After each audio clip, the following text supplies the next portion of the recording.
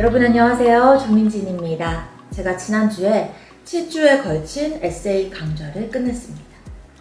지난해 가을 하고 그리고 이번 봄 이렇게 두 번에 걸쳐서 강사로 7주짜리 수업을 진행했는데요.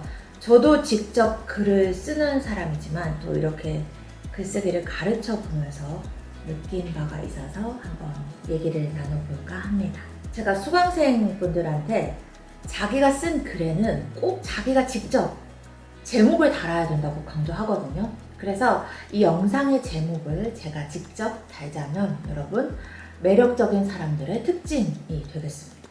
그리고 말하자면 글감 같은 거, 그러니까 이 영상의 소재는 글쓰기를 가르치면서 느낀 것들입니다.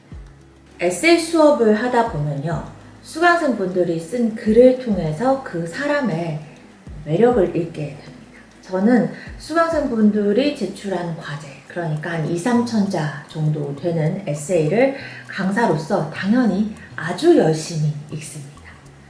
글을 풀어가는 방식에 꼭 하나의 정답이 있는 건 아니지만 어떻든 수강생이 자신의 글에 대해서 조금은 더 객관적으로 그리고 보다 구체적으로 생각해보고 발전시킬 수 있도록 돕는 일을 제 역할로 생각하고 있기 때문에 자기가 쓴 글에 대해서 구체적으로 고민할 수 있도록 돕는 차원에서 저 역시 나름대로 가급적 최대한 구체적인 피드백을 드리려고 노력하거든요. 그렇기 때문에 시간을 들여서 당연히 아주 꼼꼼하게 읽게 되고요. 글의 좋은 점과 개선 포인트를 함께 말씀드립니다. 여기서 중요한 거는 고칠 점 말고 장점도 꼭 함께 찾아드려야 된다는 거예요. 글을 쓸 때는 무엇보다 자신감이 가장 중요하기 때문에 강사는 글을 쓰겠다고 마음먹은 사람의 자신감, 자존감도 보호해 드려야 된다고 저는 생각하거든요. 물론 저마다의 글이 다 나름대로 크고 작은 장점을 갖고 있기도 하죠. 아무튼 이 7주 수업하는 동안 수강생분들이 저한테 제출하는 에세이 5편, 이걸 제가 다 읽고 나면 참 신기하게도 이번에 처음 만난 수강생 한 분 한 분을 제가 다 알게 된 것만 같은 착각에 빠진단 말이에요. 당연히 7주 만에 한 사람을 완벽하게 알 수 없습니다. 그쵸? 글이라는 게 기본적으로 쓴 사람의 내면을 반영하는 속성이 있기 때문에 저로서는 과제를 읽어 나가면서 수강생 한 분 한 분이 아주 친근하게 느껴집니다.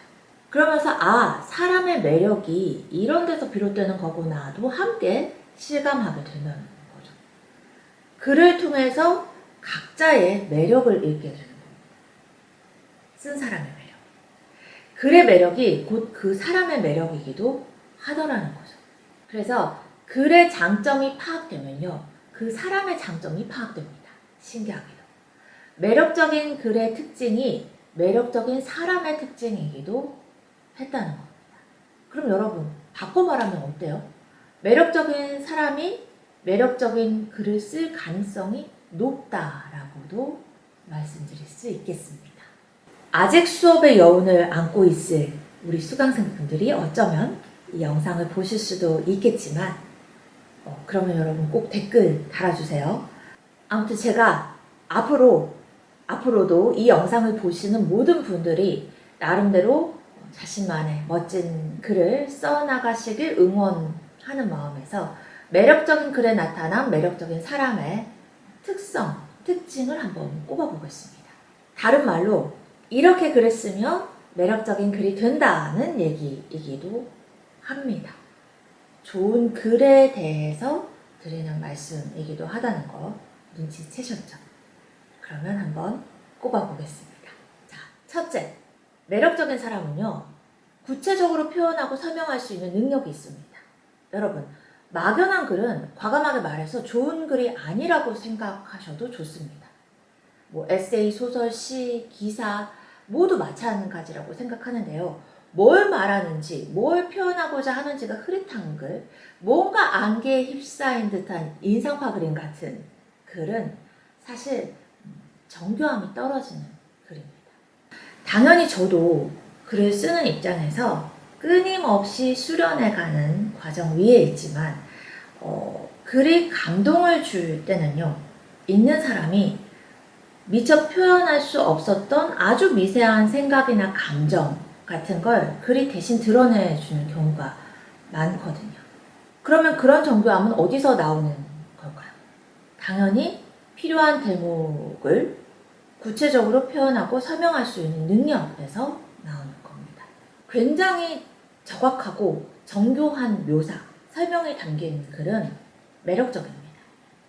그런 글을 쓰는 사람은 표현력, 설명 능력이 있는 사람인 거죠. 자기 자신에 대해서, 뭐 또 자기가 좋아하는 것에 대해서 구체적으로 표현하고 설명할 수 있는 사람이 여러분 매력적입니다. 구체적으로 표현하고 설명할 수 있다는 거는 뭐를 뜻할까요?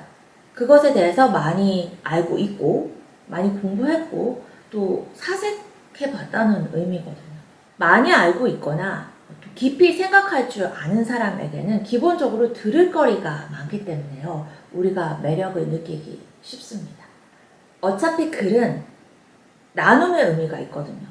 내가 아는 거, 내가 경험한 거, 깊이 공부하고 사색해 본 사람이 그 나눠주는 것에는 감동이 있습니다. 매력적이죠. 따라서 결론은 매력적인 사람은 결국은 자신이 아는 바, 느끼는 바를 잘 표현하고 설명하는 사람이라는 겁니다. 좋은 글을 위해서도, 매력적인 사람이 되기 위해서도 나름대로 공부하고 사색하는 습관을 갖는 게 참 중요한 것 같다는 거를 저는 에세이 수업 진행하면서 보다 깊이 느끼게 된 것 같습니다. 두 번째, 매력적인 사람들은요, 에피소드가 많습니다. 나만의 일화, 내가 갖고 있는 이야기거리가 많은 거죠. 여러분, 글에는 주제가 있어야 되잖아요. 글에 담긴 주된 메시지, 이 메시지를 던지기 위해서 자신만의 다양한 에피소드들을 자연스럽게 엮은 글은 일단 읽기에 재밌습니다. 매력적인 거죠. 근데 사람도 마찬가지 같아요. 얘기거리를 많이 가진 사람이 매력적입니다. 그 사람이 가진 스토리가 매력의 근원이 되고 또 돈이 되는 세상입니다. 그렇죠? 저도 수강생들의 글을 읽으면서 그 사람으로부터 처음 듣는 그 사람만의 얘기거리가 글에 풍부하면 저도 모르게 분석해야 되는 의무를 잊고 막 글 속으로 빠져들게 되더라고요. 근데 여러분, 이 얘기거리가 많다는 거는요, 그 사람이 특별히 운 좋게 막 다채로운 인생을 살았기 때문이라기보다는 같은 거, 비슷한 걸 경험했어도 거기서 나만의 의미를 추출해내는 능력이 있기 때문인 경우가 많습니다. 그러니까 이 능력이 곧 좋은 글을 쓰는 능력이기도 하다는 거죠. 예컨대 아주 해외여행을 많이 갔어야만 멋진 여행 에세이를 쓸 수 있는 게 아니라 그냥 오늘 하루 내 일상을 여행처럼 생각할 수 있는 그 마인드가 있으면 좋은 글을 쓸 수 있더라는 겁니다. 자, 독일의 서정시 라이너 마리아 릴케가 이 젊은 시인에게라는 글에서요, 이런 말을 했습니다. 당신의 일상이 비록 빈약하게 보일지라도 그걸 탓하지 말고 당신 자신을 탓하십시오.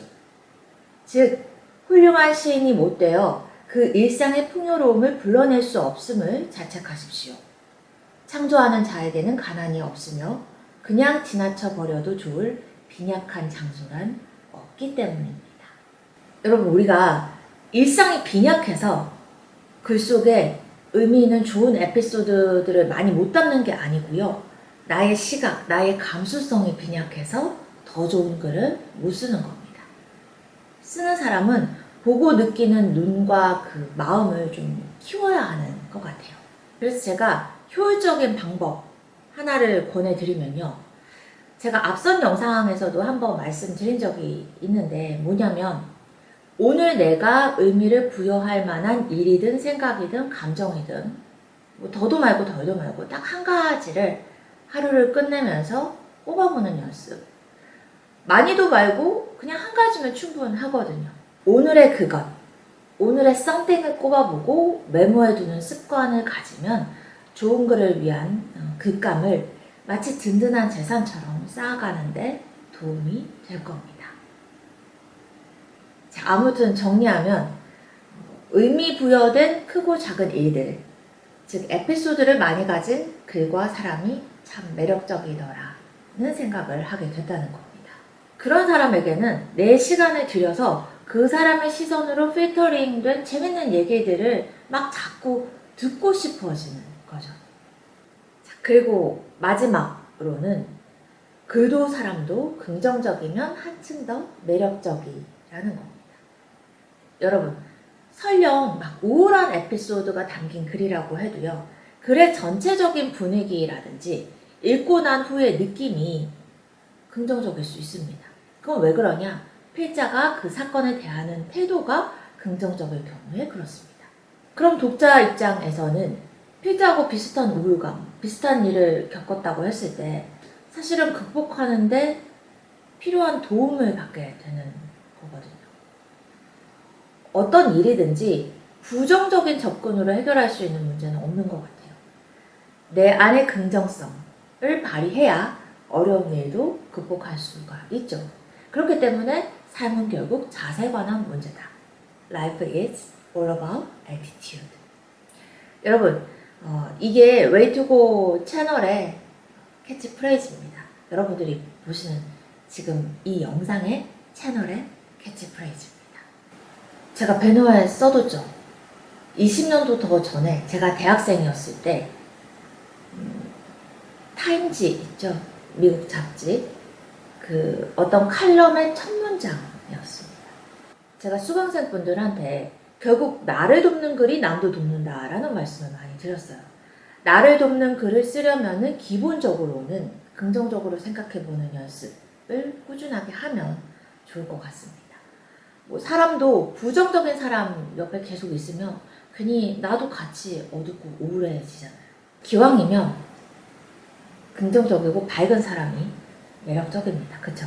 설령 슬픈 글이라고 해도 읽고 나서 내 마음이 정화되고 기분이 따뜻해지는 그런 글이 있는데요. 그거는 쓴 사람의 마음에 기본적으로 긍정성이 깃들어 있어서 그런 거라는 거를 제가 에세이 수업하면서 굉장히 많이 실감하게 됐습니다. 자, 여러분, 그러면 정리해 볼까요? 매력적인 글을 쓰는 매력적인 사람이 되려면 첫째, 구체적으로 표현하고 설명할 수 있을 것. 둘째, 일상의 의미로 가득한 이야기를 많이 가질 것. 셋째, 기왕이면 긍정적으로 살아볼 것. 이 세 가지를 뽑겠습니다. 그럼 여러분, 오늘도 매력 가득한 하루 누리시길, 또 누리셨기를 바라겠습니다. 구독과 좋아요, 따뜻한 댓글로 함께 해주시면 감사하겠습니다. 또 뵐게요.